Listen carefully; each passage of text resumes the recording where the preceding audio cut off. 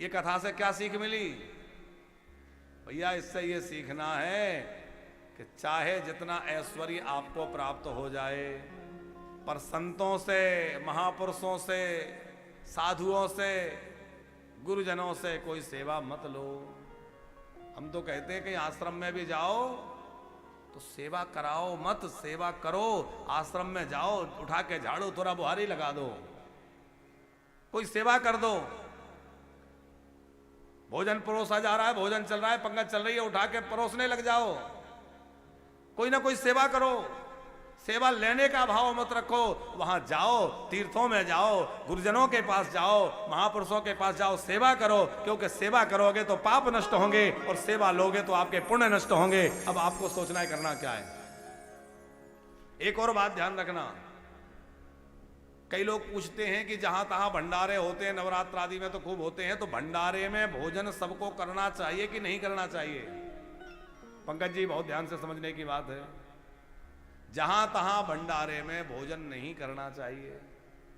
लोग बहाना क्या बना लेते हैं, अरे प्रसाद है।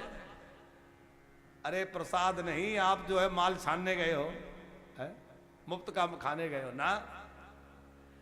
देखो, भंडारे में जहां तहां प्रसाद नहीं लेना चाहिए। भगवान की प्रसादी की महिमा है, प्रसाद के रूप में प्रसाद लें वो अलग बात है, लेकिन भंडारों में भोजन करना सबके लिए ठीक नहीं है।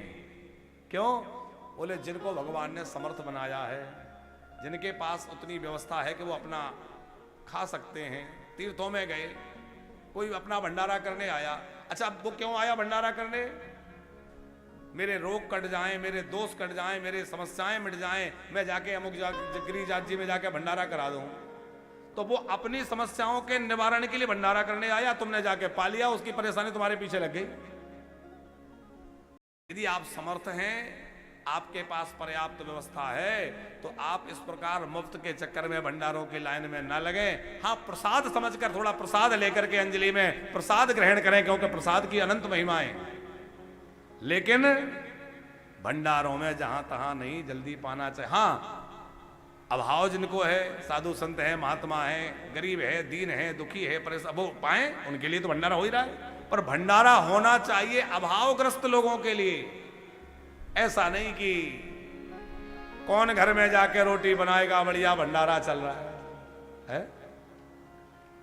और तीर्थों में तो विशेष बचना चाहिए। हो सके तो अपनी ओर से कुछ दें, पर ऐसा नहीं कि खा के आ जाएं। है? तो संतों के द्वारा सेवा लेने से न उसके पुण्य नष्ट हो गए, वो नीचे गिर गया। वास्तविक जो इंद्र हैं वो अपने आसन पर आ गए, उनको फिर से अभिषिक्त कर दिया गया। और जो पहले के इंद्र थे, वही पुरंदर नाम के जो इंद्र थे, उनको पुनः अपने स्थान पर प्रतिष्ठित कर दिया गया। बोलिए भक्तवत्सल भगवान की।